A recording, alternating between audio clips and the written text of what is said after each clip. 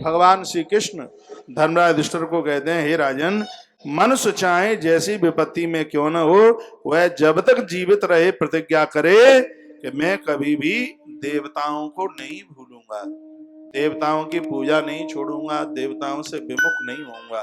कृष्ण कहते हैं भले ही वो कितनी भी विपत्ति में क्यों न रहे,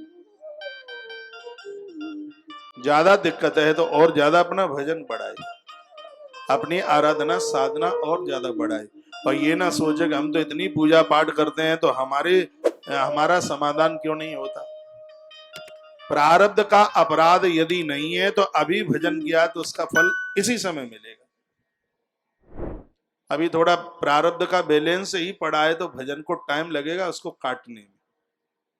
लोहे का फनर पाइप को काटता है और तुम ये कहो कि बस उसको रखो और पाइप कट जाए, ऐसा नहीं होता। पाइप के 2 टुकड़े करने में उसको टाइम लगता है। तो इन पापों को खत्म करने में पुण्यों को थोड़ा समय लग रहा है। अब यहां से हमने काफी नारियल अपनी भगनियों को, बहनों को दिए। आप ये विश्वास करके और आप अचंभित होंगे, आश्चर्यचकित होंगे। अभी हरवंश पुराण की कथा हुई है कार्तिक मास में। मेरे पास में 22-23 नाम ऐसे हैं जिन बहनों को 10-12 साल के बाद में संतान होने को है।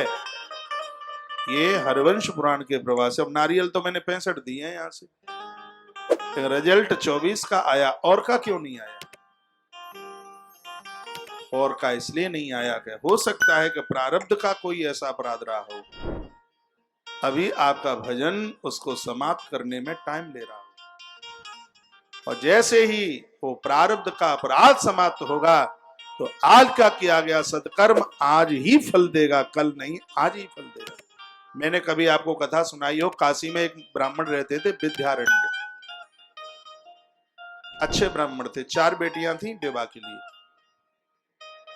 किसी संत के पास गए, कहा गुरुजी पैसा है नहीं, बेटियां 4 है घर में, कोई उपाय बता दो, इनके हाथ पीले हो जाए, अपने अपने घर पहुंच जाए, धन की कुछ व्यवस्था हो जाए। तो गुरुजी ने कहा गायत्री का अनुष्ठान करो, 3 वर्ष लगे, सब ठीक हो जाएगा। विद्यारण्य ब्राह्मण ने गायत्री का अनुष्ठान 3 वर्ष 3 महीना 13 दिन किया, एक विधि के अनुसार किया। 3 वर्ष 3 महीना 3 दिन उसको एक विधि के साथ किया,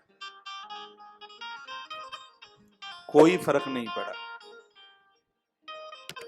कोई टका नहीं आया, कोई रुपया पैसा नहीं आया।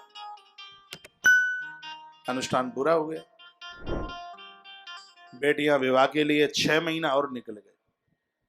लेकिन मंत्र का अभ्यास इतना हो गया कि विद्यारण्य सोते तो भी वही मंत्र निकलता, अंदर से तो निकलता ही, क्योंकि वो जपते जपते उसका इतना अभ्यास हो गया। एक दिन की बात, परेशान तो थे ही बहुत ज्यादा, बेटी विवाह के लिए हो रही थी। विद्यारण्य काशी में रहते थे। एक दिन बाबा विश्वनाथ का दर्शन करने को जा रहे थे तो रास्ते में एक दिव्य चमचमाती हुई एक देवी प्रकट हो गई। सब अनुष्ठान को पूरा होने के 6 महीने बाद की बात। और उस देवी ने कहा पुत्र वरदान मांगो। तो ब्राह्मण देवता ने कहा आप कौन है? कहा मैं गायत्री देवी हूं, तुमने मेरे लिए अनुष्ठान किया, मैं प्रकट हुई। ब्राह्मण विद्यारण्य ने कहा माताजी अनुष्ठान 6 महीने पहले पूरा हुआ है,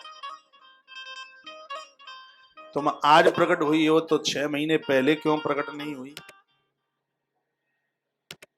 माताजी ने कहा पुत्र पीछे देखो।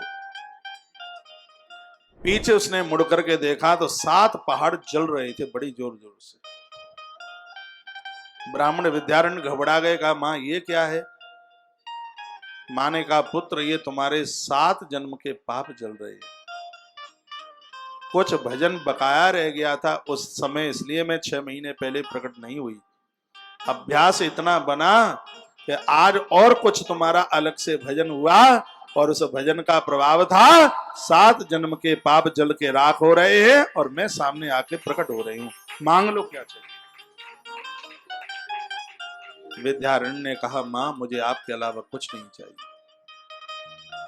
और उसने मां के अलावा कुछ मांगा भी नहीं, क्यों? भगवत दर्शन का मतलब है जीवन की तृप्ति हो जाना, कुछ नहीं मांगा। अब ये कहा जाए कि हमने आरी अभिषेक किया है तो उसका परिणाम आज क्यों नहीं मिला, हमने भगवान को आज ही फूल चढ़ाया है तो उसका आज ही क्यों नहीं मिला?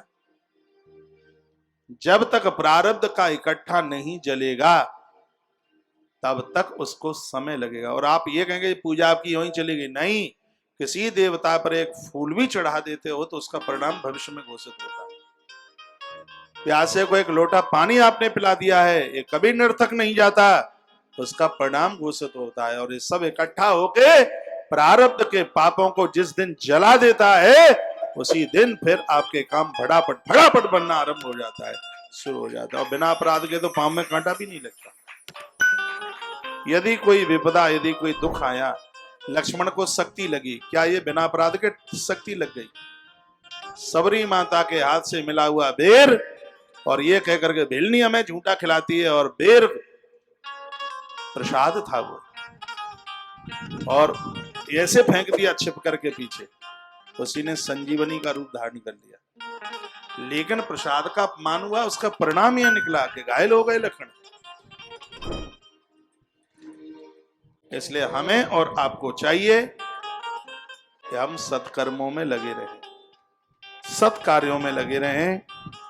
तो क्या सुंदर लिखा है, तस्मान् सौम्यमना भूत्वा याव जीवं प्रतिज्ञया अर्चयित्वा सदा देवमापन्नोऽपि नरो नृपः।